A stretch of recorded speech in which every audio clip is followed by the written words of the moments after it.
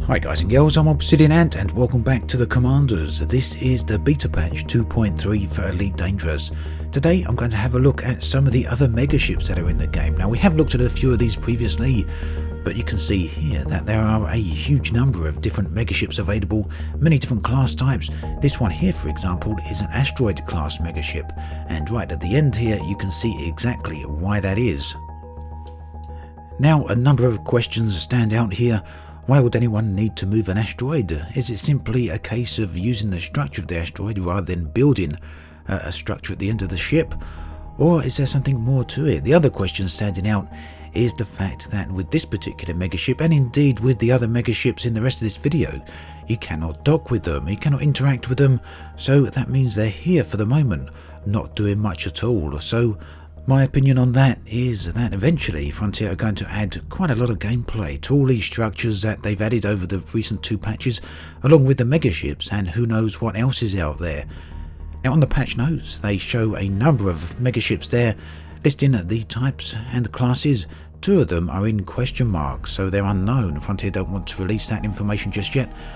But Frontier did accidentally make a bit of a slip up with the most recent patch notes for the latest beta, that's beta 2, where they mentioned a More Dredger being the dredger ships from classic Elite lore. Space dredgers are huge ships that go out into the depths of space and collect all sorts of materials, from space dust to hydrogen to any sorts of wreckage they can come across, and these are then returned back to inhabited space for processing. So here we are then, orbiting another world, an Earth-like in this case, and what a fantastic view it is. This megaship is a tanker class. I would assume then that it transports fuel or maybe some other types of liquid. And as we come round to the front here, you can see all the container pods. Now you may have noticed there's a bit of lack of game audio here, and that's because unfortunately I misconfigured my capture software, but the game audio does return in a few minutes. So it would seem that most of these megaships are certainly inhabited by hundreds, if not thousands of people. The megaships are easily as big as stations, and you can see the orbit rings here means they do generate their own gravity. And many of them also have biodomes on, so that means they either have farms in there, or in this case it looks like some type of forest or outdoor park.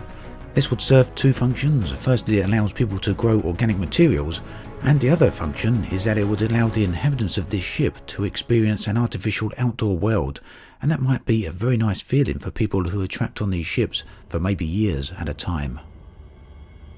Now Frontier have chosen some extremely beautiful locations to situate these megaships around. Here we're around another Earth-like world. On the dark side in this occasion, you can see it illuminated by all these city lights down there. And on our approach here, we're going to find yet another megaship, and this one is a bulk carrier. Or rather should I say, it's a bulk cargo vessel. So a very different layout indeed to what we've seen previously. Huge cargo containers pretty much making up for the bulk of the ship, with massive engines at the rear and what looks to be the bridge of the ship perhaps at the front here. Now if you're curious as to these locations, I'm going to list them in the video description below.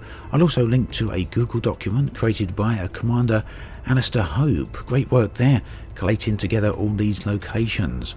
It would seem that there are many megaships located all around the galaxy, and some of them are even situated well outside of inhabited space. There's a tourist megaship around about 6,000 to 7,000 light years away from the bubble. Didn't have the chance to go there, maybe at later on. And here I do a bit of a zooming out shot just to give you an impression of the scale of these megaships. So there is my Asp Explorer, and as I zoom out you'll notice just how small the Asp is in comparison to this mega cargo vessel.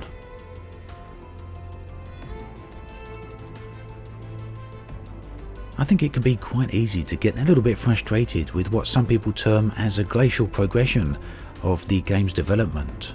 And sometimes that can lead us to questioning the inclusion of assets such as these megaships, as well as the installation structures. The silly thing really is that the player frustration regarding this would be relatively easily alleviated by Frontier giving a bit of an indication as to their roadmap and their plans for these sorts of structures. No one's asking, I don't think, for a full-on roadmap, but including assets as great as this, and we've got to admit these things are really nice. without any indication as to what their purpose is, it makes sense that some people are going to get a little bit wary or a little bit of questioning as to what their function actually is all about. Now, this vessel is a science vessel, and it's located right near a lava world. Again, Frontier choosing some great placements for all of these megaships.